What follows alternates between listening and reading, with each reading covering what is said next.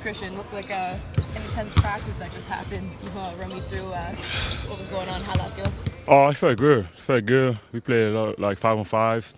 All the guys that don't play a lot, we played 5-on-5. It was really competitive. You know, a lot of trash talk, a lot of arguing. So it felt good for sure. You had a few good moves in there.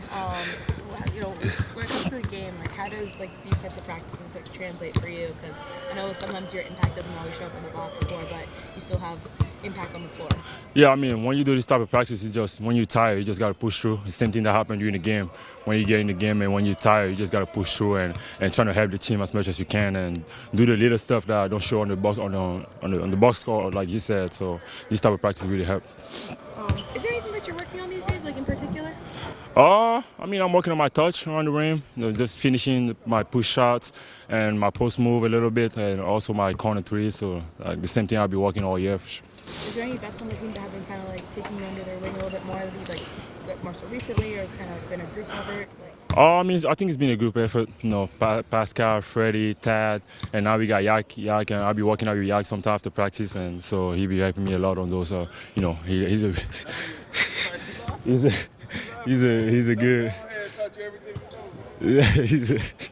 And yeah, Freddie taught me everything I know, and yeah, but Yak, he be helping me a lot. You know, after practice, he'll be working on some like push shots, post moves, and all that. So yeah. Boji and Gary, what's their status? It's the same. I mean, they're both questionable. I think same. I think Gary is close, right? I'd like to really like to get him out there, even if it's limited minutes or whatever. I'd like to get him out there from a rhythm conditioning standpoint more than anything. OG's, you know, is very mild as well. Like to keep him out there playing too. Yeah. Yep. Just even if caution is sometimes the way to go, just for the rhythm's sake. Yeah, I mean. Like he's shooting so well, like you don't want him to. No, I'm just saying that we're at a stage where being overly cautious doesn't sit that well with me. That's okay. Huh? How did yesterday's game sit with you? Listen, I think it was a pretty decent spectacle, right, for the game of basketball and women's basketball. Yeah, I mean, really awesome atmosphere, great players, great coaches, lots of positives. I mean, obviously I was cheering for my home state there, so still feeling that a little bit, but LSU played well. What's the danger playing the same team in the second game of the two-game series when you might get different guys? Like, I don't know how many of their players that didn't play yesterday may play tomorrow. I mean, there's certainly some, thought we got to give to that, Doug, but I hate to keep kind of broken record giving you the same answer as whoever they put out there is going to be pretty good, right? And you got, too, guys out there in some of these games you're watching they're playing for their lives. Maybe not one loss or whatever, but they're out there playing for their contracts and their lives, some of them, and you end up with some guys, and as you know, these guys all have talent and can play. So, but I don't care. Like we will figure all that out when it gets there eventually, before the game, of how that shifts the game plan and things we want to do.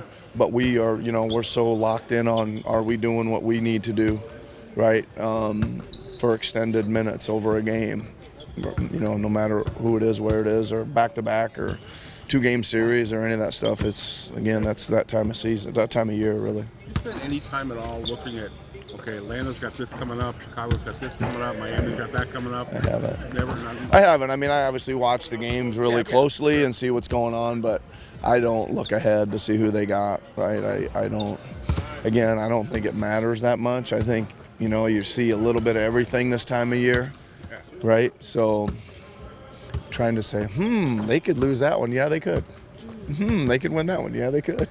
I think we'll just play them out. Let's try to take care of our own. If we do that, then that's all we can do. Yep. For I mean, saying that, getting to 8 would be nice for obvious reasons. You get 2 cracks instead of having to go 2 for 2. Is it hard for you to not look back at some of the opportunities lost, or is this league so next game that you don't really get to do that until end of the season? No. I mean, I don't. I don't think so. I mean, I look at it like a little bit differently. I look at it as. I just think that stuff balances out a lot of it, and we got some in our bank account coming our way. I really do. Right? It's gonna balance. I really do.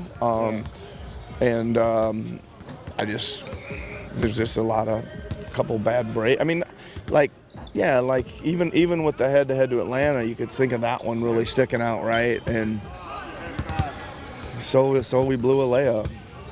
I mean, we blew a layup. It's gonna happen, right? Like, we'll probably make one here in the next few games that really matters, right? Anyway.